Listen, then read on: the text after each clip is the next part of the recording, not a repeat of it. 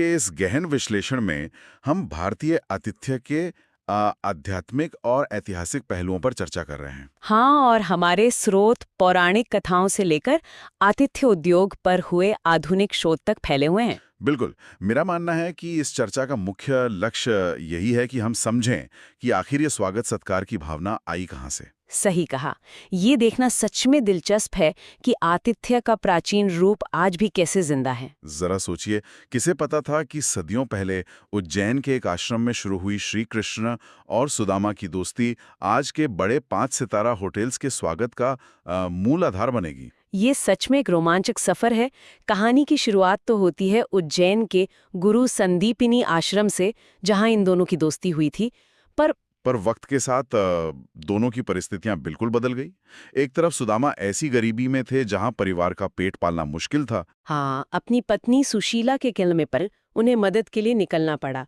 और दूसरी तरफ कृष्ण थे, जो द्वारका के राजा बन चुके थे। जब सुदामा उनसे मिलने गए तो भेंट के रूप में उनके पास सिर्फ एक फटी हुई पोटली में थोड़ा सा पोहा था। मतलब चपटे चावल। और यहीं पर आतिथ्य का सबसे बड़ा परीक्षण होता है। असल में द्वारका उस वक्त कितनी विशाल और अमीर थी, इसका प्रमाण हमें पुरातात्विक खोज से मिलता है। हाँ, डॉक्टर एस.आर. राव द्वारा समुद्र में की गई खोज। स्रोतों में इसका जिक्र है। एकदम सही।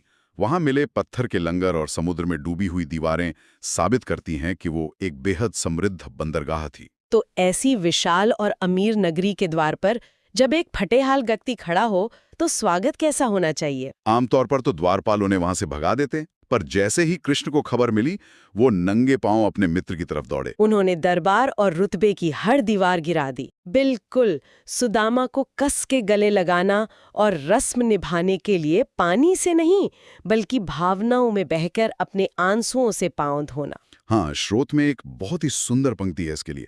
नैनन के जलासन पग धोए। वाह! ये दिखाता है कि सच्चे आतिथ्य में अतिथि और मेजबान का दर्जा एकदम बराबर हो जाता है। और रास्ते की थकान मिटाने के बाद वही सूखा पोहा कृष्ण ने बेहद स्वाद से खाया। खैर, सही मायने में देखा जाए तो यहीं पर हमें भगवद गीता के 2.47 श्लोक का अर्थ समझ आता है। यानी निष्काम कर्म, बिना किसी स्वार्थ या फल की उम्मीद के किया गया कर्म। हाँ, मैं यही कहने वाली थी। कृष्ण ने उस भौतिक उपहार की कीमत नहीं देखी, उन्होंने उसके पीछे छुपे शुद्ध और निस्वार्थ प्रेम को स्वीकारा। ये घटना भारतीय आतिथ्य का सबसे बड़ा नैतिक मार्गदर्शन है, और शायद इसी अनोखी दोस्ती के कारण आज भी गुजरात के पोरबंदर में एक सुदामा मंदिर स्थापित है। एक ऐसा मंदिर जो किसी देवता को नहीं, बल्कि एक आम मनुष्य को एक